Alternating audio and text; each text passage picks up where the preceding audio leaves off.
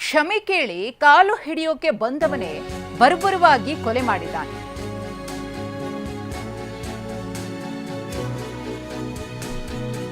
ಒಂದು ಕಡೆ ಈ ರೀತಿ ಪ್ರಕರಣ ಆದ್ರೆ ಮತ್ತೊಂದು ಕಡೆ ಸೆಲ್ಫಿ ವಿಡಿಯೋ ಮಾಡಿ ಪತ್ನಿಯನ್ನ ಬರ್ಬರವಾಗಿ ಕೊಲೆ ಮಾಡಲಾಗಿದೆ. ಬೆಟ್ಟಿಂಗ್ ಚಟಕ್ಕೆ ಪತ್ನಿಯನ್ನೇ ಪಾಪಿ ಪತಿ ಕೊಂದಿದ್ದಾನೆ. ಬೆಂಗಳೂರಿನ ಮಹದೇವಪುರದಲ್ಲಿ ನಡೆದಿರುವಂತಹ ಘಟನೆ ನಿನ್ನೆ ರಾತ್ರಿ 9 ಗಂಟೆ ವೇಳೆಗೆ ಈ ಭೀಕರ ಹತ್ಯೆ ನಡೆದಿದೆ. ಹೋಮ್ ಗಾರ್ಡ್ ಆಗಿದ್ದ ಪತ್ನಿ ಮಂಜುಳಾ ಕೊಲೆಯಾದ ದುರ್ದೈ. ಪಾಪಿ ಪತಿ ಪ್ರದೀಪ್ ಎಂಬಾತನಿಂದ ಬರ್ಬರ ಹತ್ಯೆ ನಡೆದಿದೆ. ಕೃತ್ಯಕ್ಕೂ ಮೊದಲು ಕೊಲೆ ಮಾಡೋದಾಗಿ ವಿಡಿಯೋವನ್ನು ಮಾಡಿದ್ದ.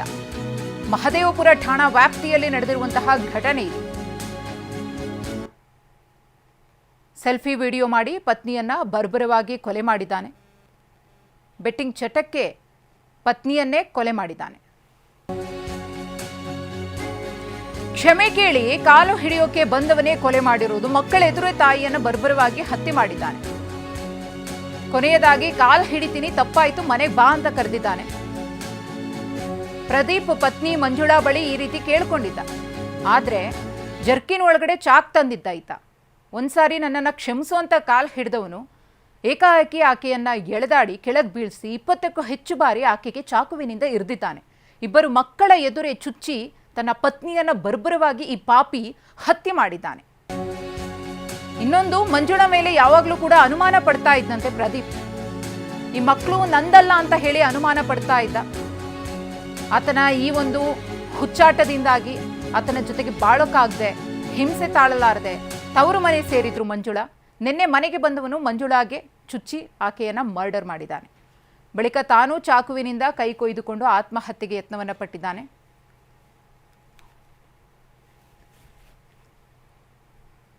ಈ ಕುರಿತು ಮತ್ತಷ್ಟು ಮಾಹಿತಿಯನ್ನ ಕೊಡ್ತಾರೆ ನಮ್ಮ ಪ್ರತಿನಿಧಿ ವಿಕಾಸ, ಈ ಪ್ರಕರಣಕ್ಕೆ ಸಂಬಂಧಪಟ್ಟಂತೆ ಕೇಸ್ ದಾಖಲಾಗಿದೆಯಾ? ಪ್ರಕರಣದ ತನಿಖೆ ಹೇಗೆ ನಡೀತಾ ಇದೆ? ಏನೆಲ್ಲ ವಿಷಯಗಳು ಗೊತ್ತಾಗ್ತಿದೆ? ಮಧುಶ್ರೀ ಮಹದೇವಪುರ ಪೊಲೀಸ್ ಠಾಣಾ ವ್ಯಾಪ್ತಿಯಲ್ಲಿ ಸುಮಾರು 15 ವರ್ಷಗಳ ಹಿಂದೆ ಮದುವೆಯಾಗಿದ್ದಂತಹ ಪ್ರದೀಪ್ ಮಂಜುಳಾ ಎಂಬಾಕೆಯನ್ನ ಕೊಲೆ ಮಾಡಿರುವಂಥದ್ದು. ಅದು ಕೂಡ ಎಷ್ಟು ಭೀಕರವಾಗಿ ಅಂತ ಹೇಳಿದ್ರೆ, ತನ್ನ ತಾಯಿ ಅಂದ್ರೆ ಮಂಜುಳಾರ ತಾಯಿ ಮತ್ತು ಮಕ್ಕಳು ಇರುವಂತಹ ಸಂದರ್ಭದಲ್ಲಿ ನಿನ್ನೆ ಪ್ರದೀಪ್ ಸಂಜೆ ಮನೆ ಬಳಿಯಲ್ಲಿ ಬಂದಿದ್ದಾನೆ. ಮತ್ತು ಅದಕ್ಕೂ ಮುಂಚಿತವಾಗಿ ಆಕೆ ಹೋಮ್ ಗಾರ್ಡ್ ಆಗಿದ್ದರಿಂದಾಗಿ ಮಹದೇವಪುರ ಪೊಲೀಸ್ ಠಾಣೆಯಲ್ಲಿ ಆಕೆ ಹೋಮ್ ಗಾರ್ಡ್ ಆಗಿ ಕೆಲಸ ಮಾಡ್ತಿದ್ದೆ. ಇಲ್ಲೂ ಕೂಡ ಬಂದು ಹುಡುಕಾಟವನ್ನು ನಡೆಸಿದ್ದಾನೆ ಮತ್ತು ವಾಟ್ಸ್ಆಪ್ ಮುಖಾಂತರ ಮೆಸೇಜ್ ಅನ್ನು ಕೂಡ ಮಾಡಿದ್ದ.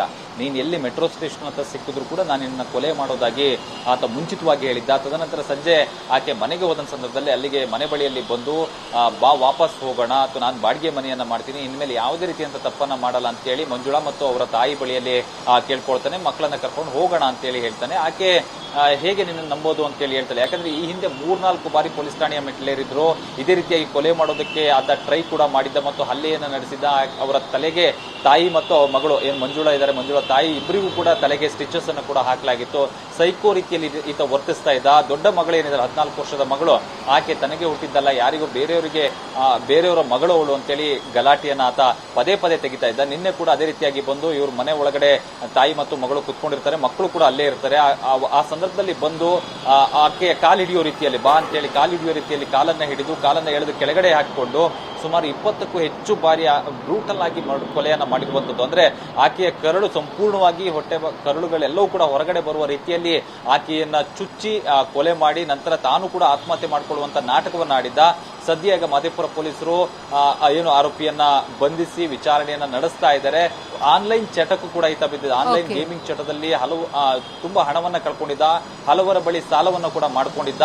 ಸೊ ಅದು ಮತ್ತು ಆಕೆ ಮೇಲಿದ್ದ ಡೌಟ್ ಇವೆರಡವನ್ನು ಸೇರಿಸಿಕೊಂಡು ಆತ ನಿನ್ನೆ ಮಂಜುಳರನ್ನ ಕೊಲೆ ಮಾಡಿರುವಂತದ್ದು. ಮಧುಶ್ರೀ, ಧನ್ಯವಾದ ವಿಕಾಸ್ ತಮ್ಮೆಲ್ಲ ಮಾಹಿತಿಗಾಗಿ.